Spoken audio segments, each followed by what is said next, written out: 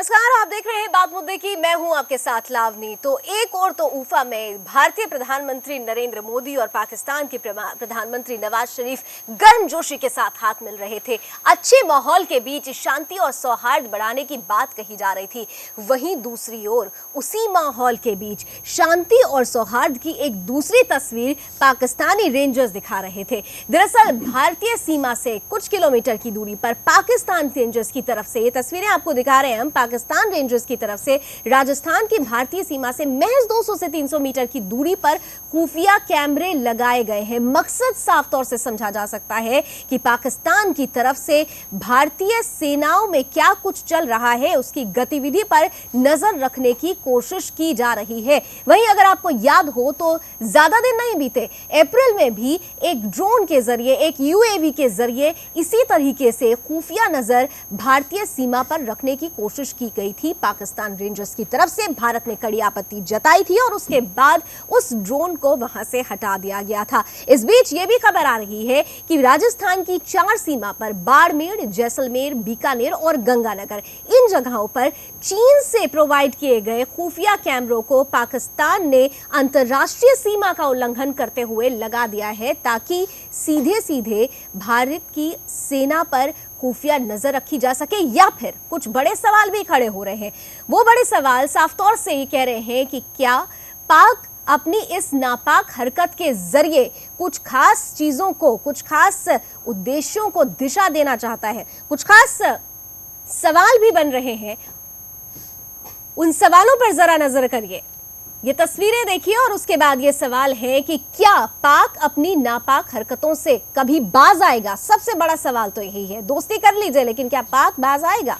दूसरी ओर, क्या खुफिया कैमरा लगाने का मकसद घुसपैठ को बढ़ावा देना है? आसानी से समझा जा सकता है कि भारत में अगर भारतीय सीमा में जो कुछ भी हो रहा है आर्मी के अंदर, उस पर नजर रहेगी तो पाकिस्तानी रेंजर्स की तरफ से घुसपैठ को बढ़ावा आसानी से दिया जा सकता है। वहीं तीसरा सवाल उठ रहा है कि क्या पाकिस्तानी सरकार का पाक सेना पर कोई नियंत्रण नहीं है? आप खुद सोचिए कि नवाज शरीफ साहब प्रधानमंत्री नरेंद्र मोदी के साथ हाथ मिलाते हैं, गर्मजोशी दिखाते हैं, लेकिन पाकिस्तानी रेंजर्स, पाक आर्मी लगातार इस तरीके की तस्वीरें सामने रखता है। वहीं क्या ऐसे कायम होगी बॉर्डर पर शांति? 13 महीने हो चुके हैं, 3 मुलाकातें हुई हैं, लेकिन एक और शांति की बहाली की बात की जाती है, दूसरी ओर पाक सेना उसी चीज के उलट तस्वीर पेश करती हो। और एक और सवाल कि क्या पाक की इस हरकत पर भारत कड़ा कदम उठाएगा या सिर्फ बातचीत ही करेगा? इन तमाम सवालों के साथ आज जवाब ढूंढने की कोशिश करेंगे, क्योंकि पाक की खुफिया नजर भारत की सीमा पर आ चुकी है।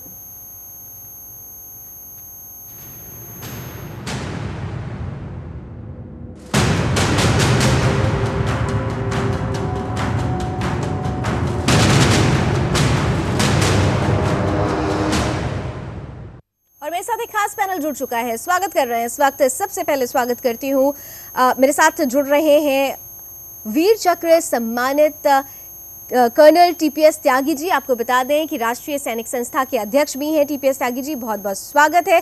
साथ ही साथ विदेशी मामलों के जानकार एसके दत्ता जी इस पैनल का हिस्सा हैं, बहुत बहुत स्वागत। और बीजेपी से इस पैनल का हिस्सा बन रहे हैं अशोक सिंह जी। अशोक सिंह जी, आपका भी बहुत बहुत स्वागत।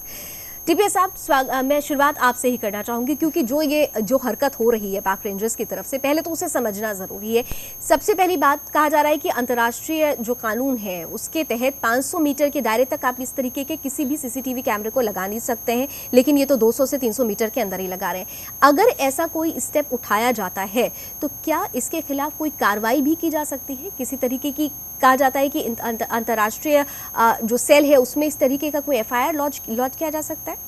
नहीं, एफआईआर लॉन्च करने से पहले जो लोकल कमांडर्स हैं वो आपस में बात करते हैं, और अगर उससे वो रिजॉल्व नहीं होता तो डीजी बीएसएफ और डीजी पाकिस्तान रेंजर जी आपस में बात करते हैं। और एक मजे की बात यह है कि वो जो कैमरे हैं वो या तो हटा लिए गए हैं या हटाए जा रहे हैं, लेकिन ये मुद्दा जो आज उठाया जा रहा है, it is being blown out of proportion. मैं आपको ये बताना चाहता हूँ कि अक्सर हम गलती ये करते हैं कि स्ट्रेटजी और टैक्टिक्स, इन दो में फर्क नहीं करते। मोदी जी ने नवाज शरीफ के साथ हाथ मिलाया, उन्होंने कहा कि हमारे DGMO मिलेंगे, हमारे नेशनल सिक्योरिटी एडवाइजर मिलेंगे, हमारे DG BSF और DG पाकिस्तान रेंजर मिलेंगे। ये एक स्ट्रेटजी और लोकल लेवल के ऊपर अपनी खुफिया एजेंसीज का इस्तेमाल करना और अगर आवश्यकता पड़े तो अपने को कैसे आगे बढ़ना है, इसके लिए कुछ काम लोकल लेवल पे होते हैं। ये कैमरे लगाने का काम हम समझते हैं कि लोकल लेवल पे हुआ है और इसका सीधा कारण दरअसल में ये इंडियन आर्मी की एक जीत है। आप इस जीत को यूँ समझिए कि जो राजस्थान का बॉर्डर है वो लाइन ऑफ कंट्रोल है और जो पाकिस्तान, जो पंजाब और जम्मू एंड कश्मीर का काफ़ी बॉर्डर है वो पोरस है। तो इन्फिल्ट्रेशन तो वहाँ से होना चाहिए था, इन्फिल्ट्रेशन वहाँ से क्यों नहीं हो रहा? वहाँ से क्यों इसलिए नहीं हो रहा कि अगर वो इंसर्जेंसी करते हैं तो इंडियन आर्मी काउंटर इंसर्जेंसी करती है। काउंटर इंसर्जेंसी शायद पहले भी होती होगी, लेकिन अब काउंटर इंसर्जेंसी इफेक्टिव है, प्रॉम्प्ट है, पॉलिटिकल विल के साथ है और ट्रांस बॉर्डर भी है।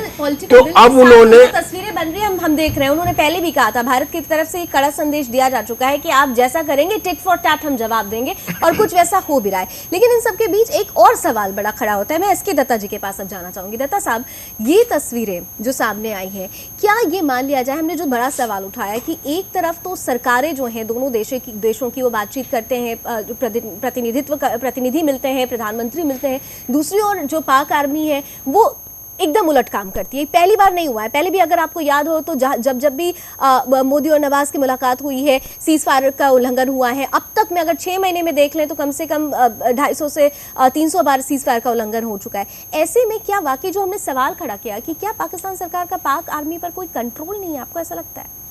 लावनी, इस प्रश्न का जवाब मैं थोड़ी देर बाद दूंगा, पर सबसे पहले उल्लंघन किस तरह से हुआ है और किस वजह से हुआ है और अंतर्राष्ट्रीय कानून क्या कहता है वो जानना बहुत ज़रूरी है। कच्छ से लेके जम्मू तक जो है वो इंटरनेशनल बॉर्डर है और जम्मू से लेके आपके जो पाक ऑक्युपाइड कश्मीर के बीच में जो बॉर्डर है, कश्मीर और इंडियन कश्मीर और पाक ऑक्युपाइड कश्मीर के बीच में, that is line of control, LOC। बिल्कुल। पहली बात ये। दूसरी बात ये है कि संयुक्त राष्ट्र के जो चार्टर है, charter on the laws of seas and laws of international boundaries, जो संयुक्त राष्ट्र के चार्टर के क्लॉज में है, और उसके साथ साथ Vienna convention and Geneva convention, जिसके सिग्नेटरी भारत और पाकिस्तान दोनों हैं, उस कन्वेंशन के मुताबिक और अंतर्राष्ट्रीय लॉज, इंटरनेशनल लॉज के मुताबिक, संयुक्त राष्ट्र के जो चार्टर में है उसके मुताबिक, चाहे वो सी के मैरीटाइम बाउंड्री क्यों ना हो और लैंड के मैरीटाइम बाउंड्री क्यों ना हो, उस पे दूसरा देश की निगरानी कुछ सीमा तक नहीं हो सकता है। न जलधारा पे, सीज पे वो 12 नॉटिकल माइल्स तक है, जो जिस पे दूसरे देश के जहाज वगैरह कोई घुस नहीं सकता है, ना ही किसी तरह का निगरानी हो सकता है। और भूमि पे जो बाउंड्रीज है उस पे 500 मीटर्स की एक प्रावधान है जो नो मैंस लैंड कहा जाता है, यानी कि भारत का भी नहीं है, पाकिस्तान का भी नहीं है वो हिस्सा। उस पे आप अगर 200 मीटर के अंदर या 150 मीटर या 300 मीटर के अंदर आप अगर हिडन कैमरास लगा रहे हो या फिर किसी भी तरह के मूवमेंट अगर होती है, चाहे वो ह्यूमन मूवमेंट हो या फिर टेक्नोलॉजिकल मूवमेंट हो, तो संयुक्त राष्ट्र के ये चार्टर्स और अंतर्राष्ट्रीय कानून आपको इजाजत देते हैं उसको उड़ाने की। तो ये क्लियर है इंटरनेशनल जूरिस्प्रूडेंस में। तो ये तो भारत सरकार के पास बिल्कुल वो भी उसका भी उल्लंघन है और यूनाइटेड नेशन के जो सिग्नेटरी हैं दोनों देश, उस चीज के भी उल्लंघन है। भारत सरकार के पास बिल्कुल अधिकार है इस चीज पे सख्ती से निपटाने की, पर सवाल ये है कि क्या वो विल पावर है ये चीज को करने की। दूसरी बात यहाँ पे आती है कि हमें ये भी समझना चाहिए कि जहाँ चीन की बात आती है या फिर पाकिस्तान की बात आती है, वो बेशक हमारे नेबर्स हैं पर हमारे मित्र कभी बन नहीं सकते हैं। ये भी एक ऐतिहासिक सच्चाई है। बंटवारा के चलते जो कुछ हुआ है उसके चलते भारत और पाकिस्तान के बीच में कभी भी उतना मधुर संबंध बन नहीं सकता, क्योंकि पाकिस्तान कभी नहीं चाहता है। ठीक है, लेकिन यहाँ पर जिस तरीके से मैंने जो सवाल किया था उसको आगे बढ़ूं से पहले आपने कहा कि यूएन सिग्नेटरीज को भी सीधे सीधे से, क्या आपको लगता है कि उनकी तरफ से इस मामले में कोई इन्वॉल्वमेंट या कोई अपना हस्तक्षेप करना चाहिए? वो तभी हस्तक्षेप करेंगे जब संयुक्त राष्ट्र में या फिर इंटरनेशनल कोर्ट ऑफ जस्टिस में जो जेनेवा में है, वहाँ पे जो हेग में है, उस पे अगर भारत सरकार अगर अपना कंप्लेंट दर्ज कराता है। तो अशोक सिंह जी से इसका जवाब ले लेते हैं, बीजेपी से जुड़े हुए अशोक सिंह जी। ये बहुत बड़ा मुद्दा हो जाता है, आपकी भारतीय सीमा पर नजर रखी जा रही है और ऐसे में जैसा कि दत्ता साहब कह रहे हैं कि आप चाहें तो इस मसले पर इंटरनेशनल कोर्ट में आप सीधे सीधे अपील कर सकते हैं, क्या भारत सरकार ऐसा कोई कदम उठाने की सोच सकता है? देखिए, हम लोगों ने पहले ही बोला है लोनी कि राष्ट्रीय सुरक्षा से हम कहीं भी आंख बंद करके नहीं बैठेंगे और ना हम बैठे हैं। जहाँ तक सीसीटीवी कैमरे की बात है या और चीज़ों की बात है, अभी दत्ता साहब ने कहा कि चूंकि भारत के पड़ोसी ऐसा देश है जिससे मित्रता के भाव तो नहीं रख सकते, लेकिन हम ये प्रयास करते हैं लेकिन माहौल वैसे ही बनाने की कोशिश की जाती है और विपक्ष इसीलिए आपको घेर रहा है कि आपसे बातचीत करते हैं और वहाँ देखिए सेना के जवानों को मार दिया जाता है और आज इस तरह से हरकत। अब आप मेरी बात पूरा कर लीजिए, आपने प्रश्न पूछा है, ये ठीक है कि वो मित्र नहीं हो सकता है, लेकिन फिर भी एक पड़ोसी होने के नाते हालात सामान्य रहे, ये हम लोग जरूर प्रयास करते हैं और हर देश को करना भी चाहिए। जहाँ तक अभी विल पावर की बात करें तो दत्ता साहब तो त्यागी जी ने बता दिया कि ये जो वर्तमान में गवर्नमेंट है इसमें विल पावर की जितनी भी आवश्यकता पड़ती है वो स्वयं लोगों को देखने को मिल रहा है। हम किसी भी मामले से मुंह नहीं मोड़ते, आंख नहीं बंद करते, हम उसका सामना करते हैं और उसको हल करने का प्रयास करते हैं। अब चूंकि ये मामला आया है, निश्चित रूप से सरकार अपने स्तर पर कुछ ना कुछ करेगी। लेकिन आपको एक जानकारी आपको ज़रूर होगी कि जिस वक्त उफा में मुलाकात हो रही थी उस वक्त भी सीज़फायर का उल्लंघन हुआ है और एक जवान शहीद हुआ है। मेरे ख्याल से आपको इसकी जानकारी ज़रूर होगी। मैं आप टीपीएस जी के पास आना बिल्कुल है, और ये पहली बार नहीं है, वो तो बार बार करते हैं। वो मुलाकात से पहले की बात थी।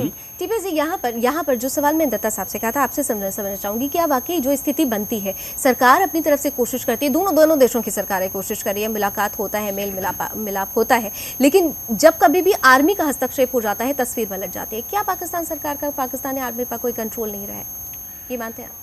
नहीं, मैं ऐसा तो नहीं मानता हूँ पूरी तरह से, पर मैं आपको ये बताऊं कि ये बात सच है कि उन्होंने एक हाई इंटेंसिटी कैमरा जो करीब 1 किलोमीटर दूर तक निगाह रख सकता है और 500 मीटर से कम की दूरी में लगाए, और ये उन्होंने इंटरनेशनल लॉ का उल्लंघन किया, यहाँ तक सही है।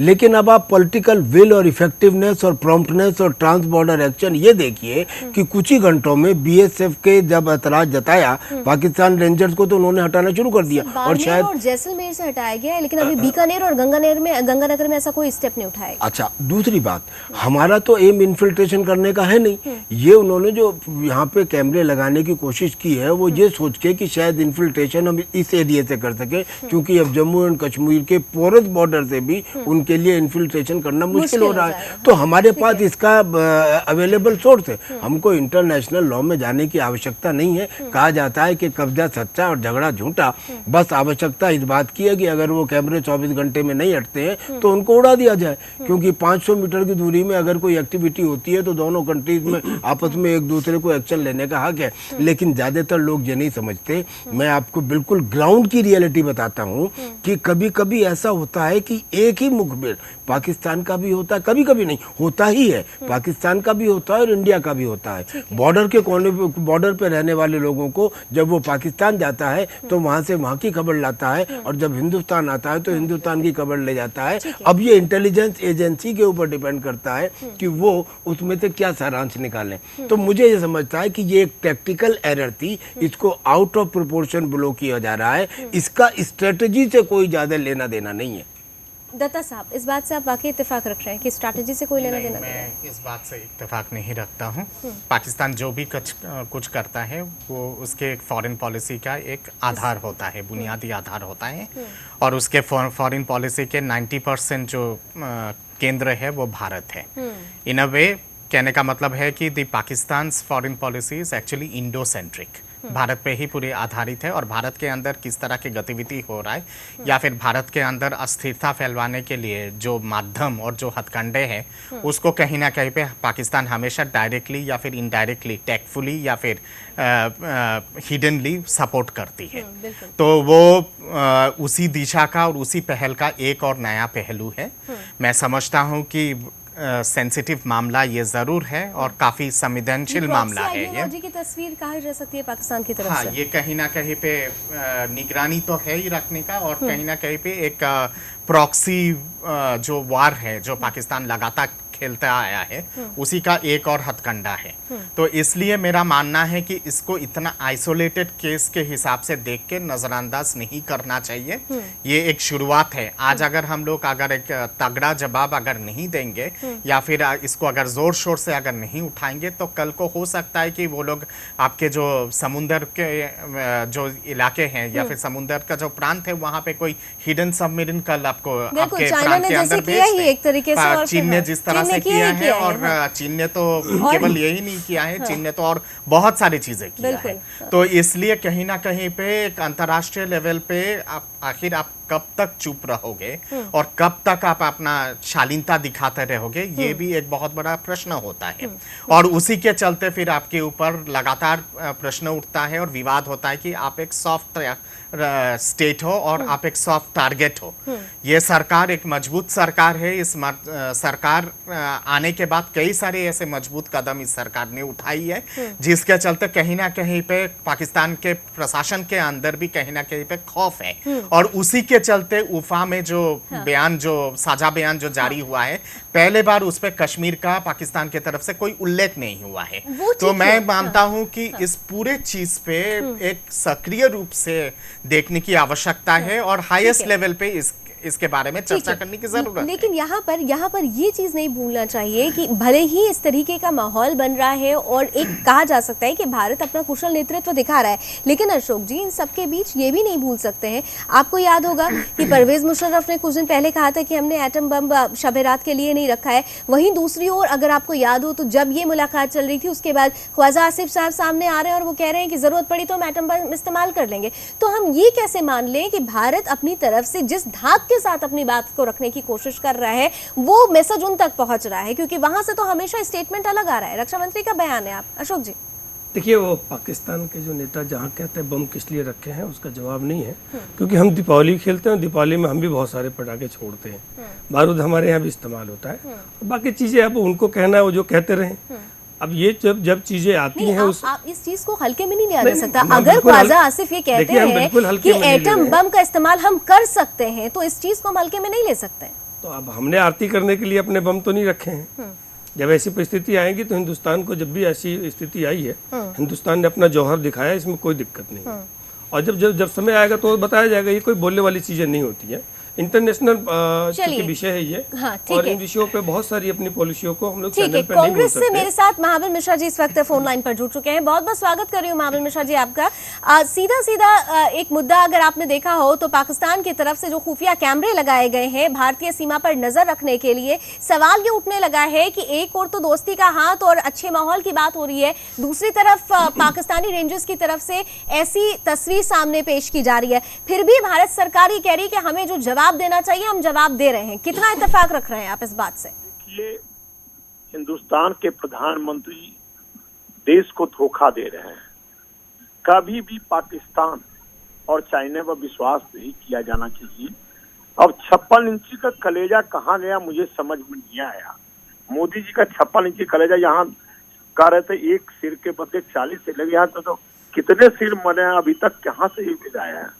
और जो खुफिया कैमरा जो लगाई जा रही है ये साफ ये दोनों वहाँ मिल रहे हैं। यहाँ खुफिया, जैसे चाइना के प्रधानमंत्री आए थे, झूला झूल रहे थे, या 25 किलोमीटर में वो एंट्री कर दिया था हमारा मिजोरम में, उसी तरह से आज पाकिस्तान ये खुफिया एजेंसी कैमरा लगा करके धोखा दे रहा है। ये हमारा जनतंत्र को धोखा है और मैं समझता हूँ प्रधानमंत्री को मिलना उचित नहीं। अशोक सिंह जी मेरे साथ जुड़े हुए हैं, आपकी बात का जवाब देना चाहते हैं। बीजेपी से जुड़े हुए हैं अशोक सिंह जी। महाबल जी, 56 इंच का सीना यहाँ से देख लीजिए कि जब उसके सैनिक आया करते थे, हमारे सैनिकों को काट के ले जाया करते थे सर, और आपके यहाँ लोकसभा में इस बात पर चर्चा होता था कि उनके सैनिक थे या कौन थे। आज 56 इंच का असर यह है कि अंदर जाते हैं, घूस के मारते हैं, अगर उनके तरफ से एक तोप के गोले चलते हैं तो यहाँ से बिल्कुल 56 चलता है। इसको बोलते हैं 56 इंच का सीना। महाबल जी आप सुन लीजिए, आप क्या बात करेंगे, आप क्या बात करेंगे। चीन के हमला आपके समय में हुआ था और जवाहरलाल नेहरू जी प्राइम मिनिस्टर थे, उस समय भारत पराजित हुआ था। अशोक जी महाबल जी को सुनते हैं। आप फौज में नहीं थे, मैं 56 इंची का कलेजा की बात करता, मैं फौज में था, फिरोजपुर में हुसैनी वाला बॉर्डर पर पोस्टेड था, गौरव सिग्नल में मैं था। मैं जानता हूं जो कितनी बार किस तरह से फौजियों वहां दिन बिताते हैं। महाबल जी अगर आप फौजी के स्तर से बात करते हैं तो मैं आपको फौजी की तरह जवाब देता।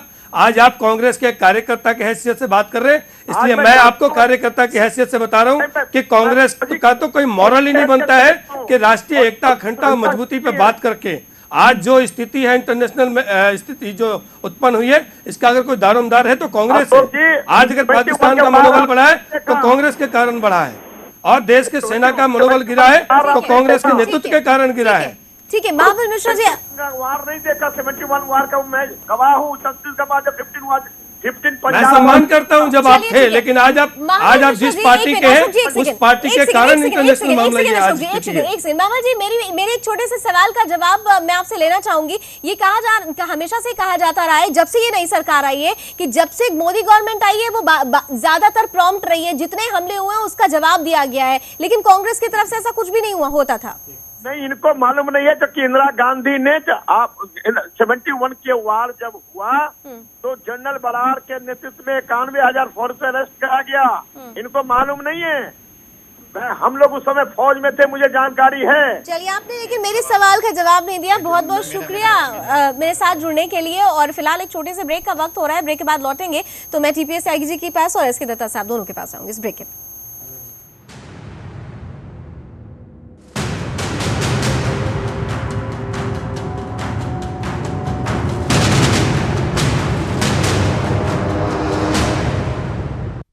क्यों ताऊ, सरपंची छोड़ के रंगाई शुरू। बेटा याद रख, लाल रंग मतलब खतरा, जैसे इस हैंडपंप का पानी। मतलब बताता हूँ। सरपंच जी जानते हैं बिटिया दांतों की बीमारी से क्यों पीड़ित है? कारण है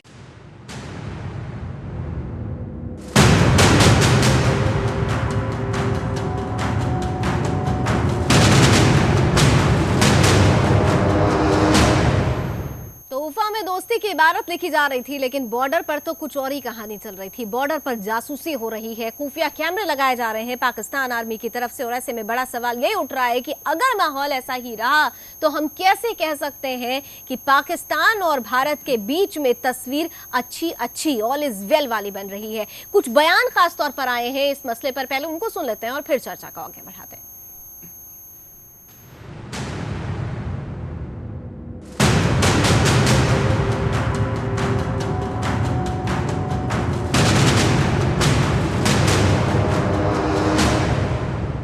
बहुत होशियार रहने की ज़रूरत है, ख़बरदार रहने की ज़रूरत है, और भारत सरकार को डिप्लोमेटिक लेवल पर और दूसरे ज़राए से भी पाकिस्तान के साथ और वर्ल्ड कम्युनिटी के साथ इस इशू को लेना चाहिए कि ये इस किस्म के जो इक़दामात हैं, अगर वो आपस में मशवरे के बाद किए जाएं तो एक बात बनती है, लेकिन ये एक जो इनिशिएटिव है पाकिस्तान की तरफ से, ये शकूक पैदा करता है, और जो उम्मीद बनने की कोशिश हो रही है एंगेजमेंट से, इंडो पाक एंगेजमेंट से, पाकिस्तान प्राइम मिनिस्टर और हिंदुस्तान के प्राइम मिनिस्टर की मीटिंग के बाद, उसको इसमें बहुत सा धक्का लगा है, और ये सारे प्रोसेस को इस किस्म के इक़दाम जो हैं डिरेल कर सकते हैं।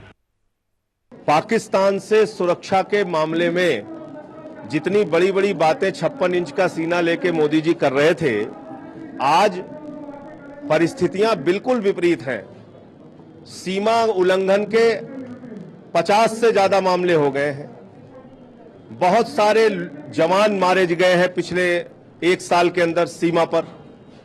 अरुणाचल की सीमा पे मारे गए, कश्मीर की सीमा पर मारे गए।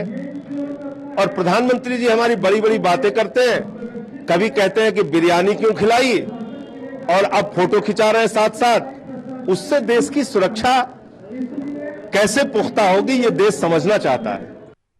देखिए ये कैमरे जो बीएसएफ के जो खासतौर से इंडियन डिप्लॉयमेंट जो है या बॉर्डर अरेंजमेंट जो होता है पुलिस का, उसको वॉच करने के लिए है और मूवमेंट देखने के लिए हैं। और दूसरी बात ये है कि ये इसलिए लगाए गए हैं ताकि उनको इन्फिल्ट्रेशन में अब जो मिलिटेंट के इन्फिल्ट्रेशन है उसको करने में आसानी मिले।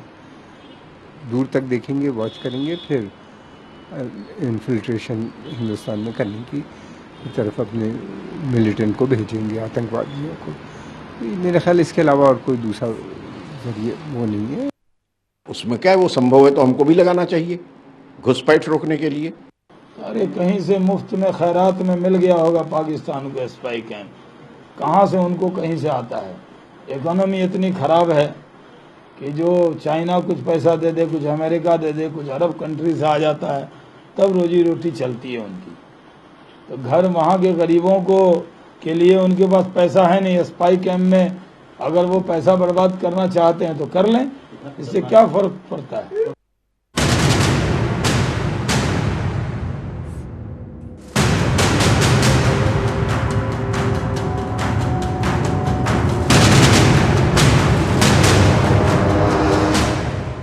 राजनीतिक गलियारों में हलचल है, लेकिन सीधे तौर पर अगर रक्षा विशेषज्ञों की बात पर गौर किया जाए तो वाकई ये चिंता का विषय है और इस पर एक खास और ठोस कदम उठाने की जरूरत है। तीनों पैनलिस्ट मेरे साथ जुड़े हुए हैं। मैं अब एसके दत्ता साहब से एक चीज़ समझना चाहूँगी। दत्ता साहब, पॉलिटिकल सिनेरियो से थोड़ा अलग हटके अगर इस चीज़ को समझने की कोशिश करें कि हमेशा आप देखिए ये जो कैमरे हैं जो प्रोवाइड किए जा रहे हैं वो चाइना से प्रोवाइड किए जा रहे हैं। इसके पहले भी जो UAV आया था अप्रैल में, जो खुफिया तरीके से सब जाँच कर रहा था, देख रहा था, वो भी चाइना से ही प्रोवाइड किया गया था। यानी कहीं ना कहीं से अगर देखा जाए तो पाकिस्तान और चाइना सीधे तौर पर जब भारत का नाम आता है तो वो मिले हुए नजर आ रहे हैं। और ऐसे में भारत को अब जरूरत है कि सही तरीके से स्ट्रॉन्ग मैसेज दोनों देश को देने के लिए, क्योंकि आप देखिए पाकिस्तान में ही चाइना की तरफ से वो ग्वादर पोर्ट पर भी एक सीधे पोर्ट बनाने की कोशिश की जा रही है। तो कहीं ना कहीं से आपको नहीं लगता कि दोनों मिल गए हैं और भारत को अब जरूरत है सही कदम उठाने की? बेशक लावनी, मैं समझता हूँ कि इस पे भारत बहुत सारी चीज़ों पे ठोस और पुख्ता कदम भी उठा रही है। हमारे देश के विदेश नीति पे खास करके, वैसे तो ओवरऑल जो कंटोर्स होता है विदेश नीति का वो मोर और लेस बरकरार रहता है, कोई भी सरकार क्यों ना आए, और ओवरऑल चीज़ों को चेंज नहीं किया जाता है। पर फिर भी बहुत सारे ओवरऑल कंटोर्स के अंदर बहुत सारी चीज़ें हैं, बहुत सारे पहलू हैं जो चेंज हुआ है पिछले 1 साल में। मसलन आप अगर देखेंगे तो चीन जिस तरह से भारत को हिंद महासागर में घेरने की कोशिश कर रही है अलग अलग नेबरिंग देशों के माध्यम से, श्रीलंका, बांग्लादेश, म्यांमार, पाकिस्तान वगैरह, उसी तरह से भारत भी चीन को कहीं ना कहीं पे आप प्रशांत महासागर में घेरने की कोशिश कर रही है। सिंगापुर के साथ भारत के कई सारे समझौता हुए हैं, ऑस्ट्रेलिया के साथ हुआ है, वियतनाम के साथ है, जापान के साथ है, और कई सारे समझौता इस सरकार ने की है, जिसके चलते चीन के अंदर कहीं ना कहीं पे एक तरह से खलबली है इन सब चीज़ों को लेके। अभी हाल ही में जो उफा में जो शिखर वार्ता हुआ है और उस पे जो नरेंद्र मोदी जी के जो बायलैटरल मीटिंग्स हुए हैं ईरान के राष्ट्रपति के साथ, अफगानिस्तान के राष्ट्रपति के साथ, या फिर रूस के राष्ट्रपति और आपके सेंट्रल एशिया के तमाम मुल्क जो हैं उनके राष्ट्रपतियों के साथ, और तमाम जो चीज़ों पे जो एग्रीमेंट और समझौता हुआ है, बहुत सारे एग्रीमेंट जो है वो आर्थिक चीज़ों पे है, पर बहुत सारे एग्रीमेंट्स हैं जो स्ट्रेटेजिक चीज़ों पे है। वो कहीं ना कहीं पे भारत ने भी एक और फ्रंट खोल दिया है सेंट्रल एशिया की तरफ, वो चीन को ध्यान में रखते हुए किया गया है।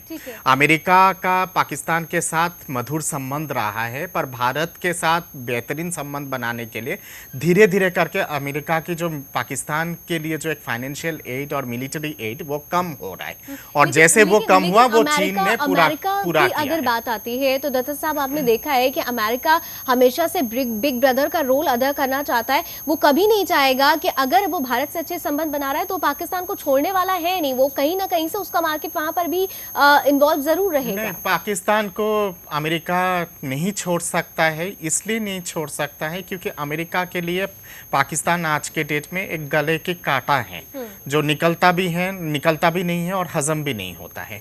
अब पाकिस्तान एक रोग स्टेट है और एक न्यूक्लियर स्टेट है, और न्यूक्लियर फैसिलिटीज और न्यूक्लियर आर्सेनल अगर आतंकवादी संगठनों के हाथ अगर लग जाता है तो वो केवल दक्षिण एशिया के लिए ही नहीं, पूरी दुनिया के लिए तबाही मचा सकती है। और इस चीज का चिंता अमेरिका को है। पर इसके साथ साथ अमेरिका ये भी जानती है कि उसको अगर अपना वर्चस्व अगर एशिया प्रशांत में बरकरार रखना है और चीन को अगर कंट्रोल करना है तो भारत को नजरअंदाज नहीं कर सकता है। और इसलिए अमेरिका का लगातार भारत के साथ जो संबंध है उस पर सुधार हो रही है। और चीन बहुत अच्छी तरह से इस चीज को समझती है। और जैसे ही अमेरिका का मदद पहुंचाना पाकिस्तान के लिए कम हुआ है, वो जो वैक्यूम तैयार हुआ है उस वैक्यूम को चीन ने कहीं ना कहीं भरने की कोशिश की है पूरी तरीके से। टीपीएस त्यागी साहब, आप किस तरीके से लेते हैं इस कॉम्बिनेशन को? मैं बिल्कुल इस बात से सहमत हूँ, पर इसमें नया क्या है?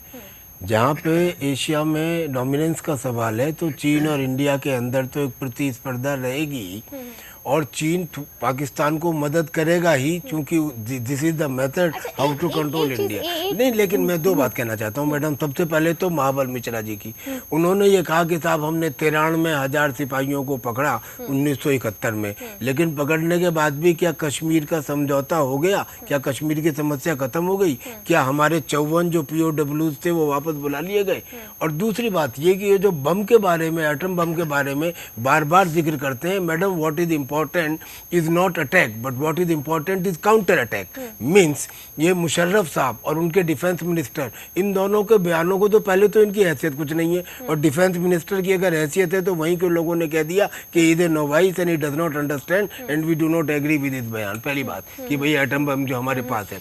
दूसरी नहीं लोगों की बात करेंगे, अगर आप वहाँ के लोगों की बात करेंगे टीपीएस साहब, आपने जरूर ध्यान दिया होगा कि ये मुलाकात के बाद वहाँ के लोग भी नाराज हैं। आप देखिए हैशटैग करके लगातार नवाज शरीफ को लेकर कायर कहा जा रहा है, उनकी गैरत पर सवाल उठाया जा रहा है। वहां के लोग नाराज हैं और ऐसे में लोग, पाकिस्तानी आर्मी ये जानती है कि लोगों को किस तरीके से कंट्रोल करना है। नाराज हो या खुश हो वहां के लोग, मेरा ये कहना है कि समझो ना इस बात को कि अगर एक 10 KT का बॉम्ब अमृतसर के ऊपर गिरा दिया जाए तो वो हिंदुस्तान की एक स्टेट का एक शहर गया, लेकिन वही बॉम्ब मेरे साथ जुड़ चुके हैं। कांग्रेस से प्रेमचंद मिश्रा जी मेरे साथ फोन लाइन पर जुड़ चुके हैं। बहुत बहुत स्वागत है प्रेमचंद जी आपका सुदर्शन न्यूज में। और जिस तरीके से आप देख रहे हैं कि पाकिस्तान की तरफ से लगातार ऐसी हरकतें की जा रही है, सरकार की तरफ से कहा जाता है कि हम प्रॉम्प्ट एक्शन ले रहे हैं, लेकिन बॉर्डर पर कुछ और तस्वीरें आती हैं। यहाँ पर सरकार का कहना है कि हमको जो जवाब देना चाहिए हम स्ट्रैटेजी के तहत दे रहे हैं। आप लोग इस बात से इत्तेफाक रख रहे हैं? नहीं, ये दुखद पहलू ये नहीं है कि पाकिस्तान क्या कर रहा है। पाकिस्तान की तो ये हरकत हमेशा से चलती रही है भारत के खिलाफ। लेकिन जो लोग ये कहते थे कि टॉक और टेरर एक साथ नहीं होता है, जब हमारी सरकार थी और उसमें अगर हम पाकिस्तान के किसी नेता से मिलते थे या बात होती थी शांति के लिए या आपसे बॉर्डर पर शांति स्थापित कैसे हो, तो ये हमारी खिल्ली उड़ाई जाती थी भाजपा के नेताओं के द्वारा। कमजोर प्रधानमंत्री कहा जाता था मनमोहन सिंह जी को। ये प्रचार लगातार हुआ, नरेंद्र मोदी जी के द्वारा खुद से ज्यादा हुआ। पूरी बीजेपी कहती थी 56 इंच का सीना वाला लीडर चाहिए। तो आज देश यह जानना चाहता है कि भाई मोदी जी आपका सीना 56 इंच का था, आपने कहा। सवाल तो ये भी खड़े होते हैं ना आप लोगों की तरफ से, जब भी मुलाकात हुई है, लेकिन फिर भी अगर सैनिकों के मरने का आंकड़ा देखा जाए तो कांग्रेस काल में यूपीए गवर्नमेंट में ज्यादातर सेना के जवान शहीद हुए हैं। और अगर जब से नई सरकार बनी है तब से प्रॉम्प्ट एक्शन तो लिया गया है, टिट फॉर टैट वाला एक्शन जिसे कहा जाता है। पहले भी लिया जाता था, ऐसा नहीं कि पहले नहीं होता था। हम पहले ये थोड़े कहते थे कि हमारे सैनिकों को मारो, हम तुमको नहीं मारेंगे। ये पहले भी जो आर्मी की स्ट्रेटजी होती है वो प्रचार नहीं करते, काम करते हैं। मोदी जी के चूंकि आदत है हर चीज को प्रचार करना, तो गोपनीय चीजों को भी बताते हैं वो। लेकिन पाकिस्तान के साथ जिस परिस्थिति में आज मोदी जी मिले हैं उसके नेता से, उसका न्योता स्वीकार किया है, यह देश को अच्छा नहीं लग रहा है। मेरे साथ विदेश मामलों के जानकार एसके दत्ता साहब जुड़े हैं। बहुत शॉर्ट में आपसे एक सवाल करना चाहते हैं। प्रेमचंद जी नमस्कार। मेरा सवाल आपसे ये है कि यूपीए सरकार के 10 साल के कार्यकाल में आपके सरकार के ही गृह मंत्रालय की रिपोर्ट है 2013 की रिपोर्ट, उसको मैं कोट कर रहा हूँ और कोट करके बता रहा हूँ कि आपके 10 साल के सरकार के दौरान पाकिस्तान के तरफ से जम्मू एंड कश्मीर और इंटरनेशनल बॉर्डर पे लगभग 3600 टाइम्स उल्लंघन हुआ है इंटरनेशनल बॉर्डर का और लाइन ऑफ कंट्रोल का। भारत के तरफ से उन सब 3000 में जो आप बता रहे हैं ना, आप बताइए 10 महीना में कितना हुआ वो तो बता दीजिए साथ में। उसकी तो रिपोर्ट जब आएगी तब बताएंगे। उसकी रिपोर्ट अभी तक आया नहीं है। 12-13 महीने में मोदी जी के शासन रिपोर्ट काल में आने के बाद उस पे भी बेशक सवाल उठेगा, पर मेरा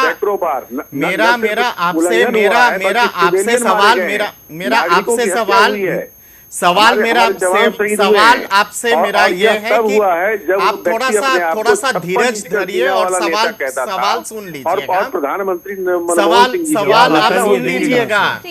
आप सुन लीजिएगा पहले, फिर आप जवाब दीजिए। मैं सीधा आपसे पूछ रहा हूँ कि जब 3600 टाइम्स जब उल्लंघन हुआ था बॉर्डर का, तब आपके सरकार ने कोई कदम क्यों नहीं उठाई? ठीक है, वो अपनी तरफ से कह रहे हैं 10 साल यूपीए कब तक रखते रहेंगे? आपने 14 महीने में क्या किया ये बताइए ना। अशोक जी जुड़ेंगे। अशोक जी 5 सेकंड में जवाब दीजिए, मुझे डिबेट को समराइज करना है। देखिए, मैं तो जब कांग्रेस के लोग बोलते हैं तो मुझे एक बात याद आती है। किसी शायर ने कहा है कि समाधि पे उनकी एक दिया भी नहीं, जिनके लहू से मिली आज़ादी वतन, और जगमगा रहे हैं मकबरे उनके जो बेचा करते थे शहीदों के कफन। ये कांग्रेस के लोग आज राष्ट्रीयता की बात करते हैं, ये भूल गए कि ऐसा दौर था जब विधवाएं अपने मेडल लौटाने राजभवन पे आई थी। ऐसा भी दौर आया है कि सैनिक के हाथ और पैर दोनों बंधे मिलते थे। आज कम से कम सेना को इंतजार नहीं करना पड़ता ऑर्डर के लिए, और सेना एक गोली के बजाय एक गोला प्रस्तुत करने के लिए तैयार रहती है। ये कांग्रेस के लोगों के पास मोदी जी के 56 इंच के सीना का जवाब मांगते हैं।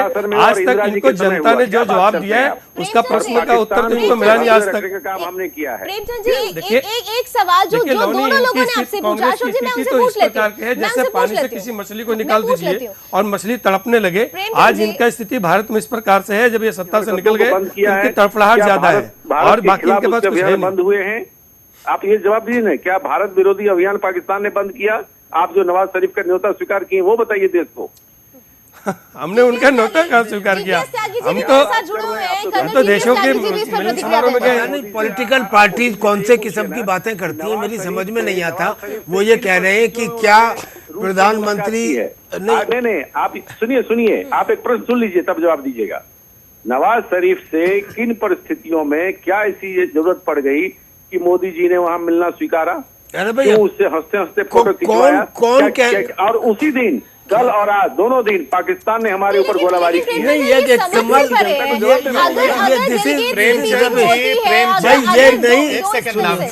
एक सेकंड सर, मेरी बात सुनिए दत्ता साहब, मेरी बात सुनिए। ये आवश्यक नहीं है कि आप ही हर चीज का जवाब दें। मैं ये कहना चाह रहा हूँ कि उन्होंने कहाँ स्वीकारा? उन्होंने तो सार्क के समिट में जाने के लिए उन्होंने कहा।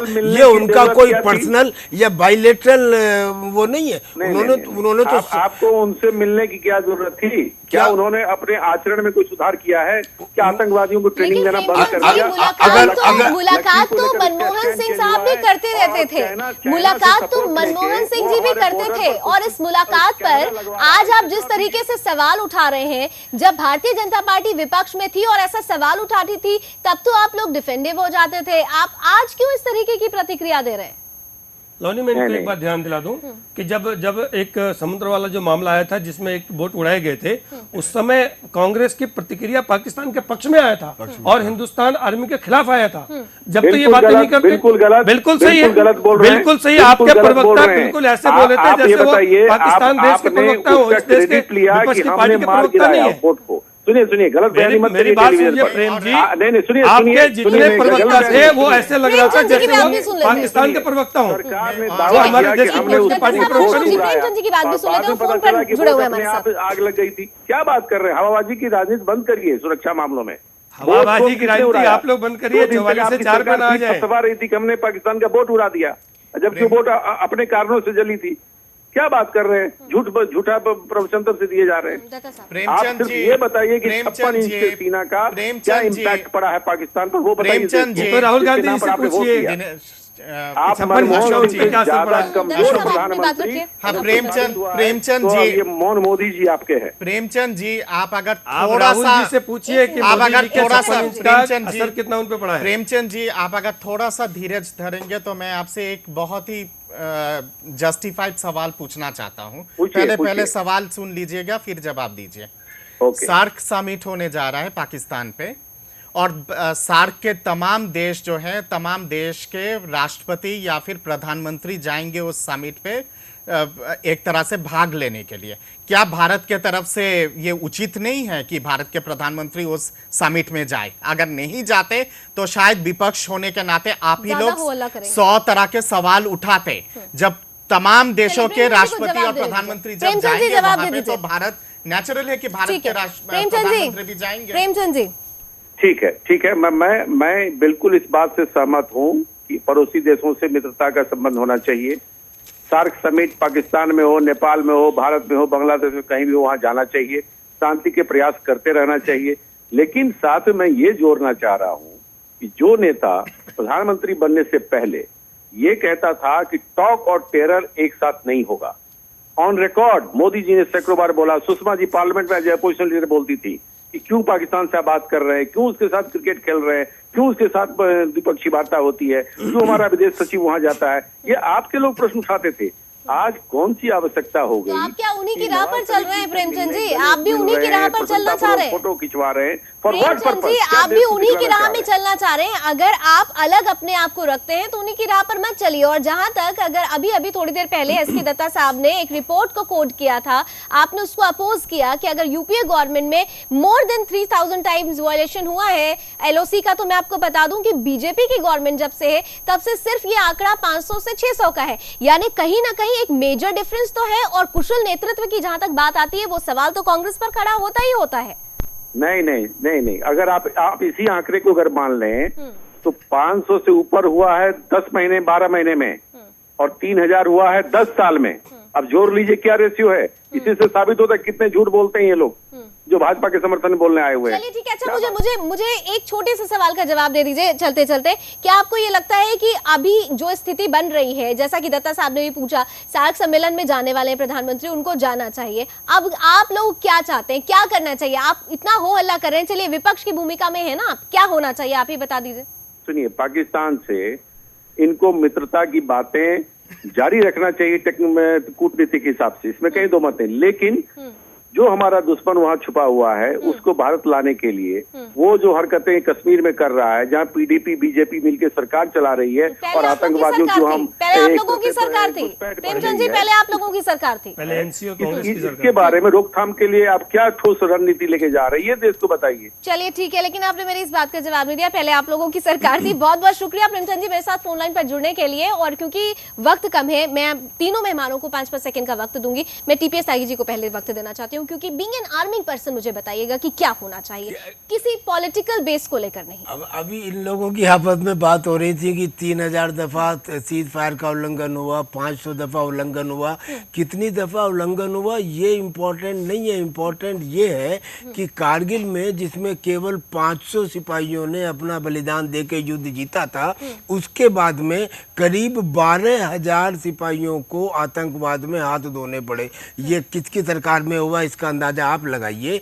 तो बजाय नंबर ऑफ सीज फायर उल्लंघन के जो सिपाहियों की मौत हुई है या उनका बलिदान हुआ है, उसके ऊपर आप जज करें कि आज की स्थिति क्या है। कि जैसे कि अभी जिस तरीके से म्यांमार की धरती में घुसकर एक जवाब दिया गया आतंकवादी गतिविधियों को, क्या ऐसा मान लिया जाए कि जो जहां पर, जैसे कि अभी आपने कहा था कि जवाब देना जरूरी है, वो नो मैंस लैंड होता है, इसके दत्ता साहब ने कहा, क्या भारतीय आर्मी वहां घुसकर सीधे तौर पर उनको डिस्ट्रॉय कर सकती है उन कैंप्स को? ऐसा कुछ पॉसिबिलिटी है? पोरस एरिया के अंदर बिल्कुल पॉसिबल है। जो पोरस बॉर्डर है हमारा, जो लाइन ऑफ एक्चुअल कंट्रोल है, यानी कि वहाँ कोई लाइन नहीं है, वहाँ पे एक एरिया है जो जहाँ तक कर ले, तो वहाँ पे ये बिल्कुल पॉसिबल है। अशोक सिंह साहब 5 सेकंड, वो कह रहे हैं कि ऐसा हो सकता है। देखिए, पहली बात तो ये है कि कुछ भी हो सकता है, अब परिस्थितियाँ डिपेंड करती है कि क्या है। अब कम से कम हम लोगों ने बाहर जाके मारना तो शुरू किया है। लोग तो हमारे यहाँ के मामले में थोड़ी स्थिति बदल जाती है सर, वहां पर हिम्मत रखते हैं। वहां पे तो अमेरिका हिम्मत रखता है लादेन को मारने का। आप लगता है? देखिए, आपको बता दें, अभी तो 10 महीने में है। अगर म्यांमार में जाके मारे हैं तो वहां भी मारेंगे। अगर देश के साथ लगेगा कि अगर ये चीजें जरूरी है तो वो करेंगे, और आपको दिखा भी होगा। आपने जब जिस तरह ये बातें कर रहे थे कांग्रेस के प्रवक्ता, मैं मुझे एक मिनट बोल दीजिए, ये बात इस तरह कर रहे थे, ये परिस्थितियां पहले और अब में अंतर है। हाँ, सीज फायर उनकी तरफ से होता है, लेकिन बंद हमारे तरफ से होता है। हम ऐसे कर देते हैं कि उनको बंद करना पड़ता है। ये केवल लाइन ऑफ कंट्रोल पे ही नहीं कर सकते हैं। लाइन ऑफ कंट्रोल पे तो बेशक कर ही सकते हैं, और उसके साथ साथ इंटरनेशनल बॉर्डर जो है, इंटरनेशनल बॉर्डर पे भी हिंदुस्तान की फौज अगर चाहे तो जाके उड़ा सकते हैं इन सब कैमरास को।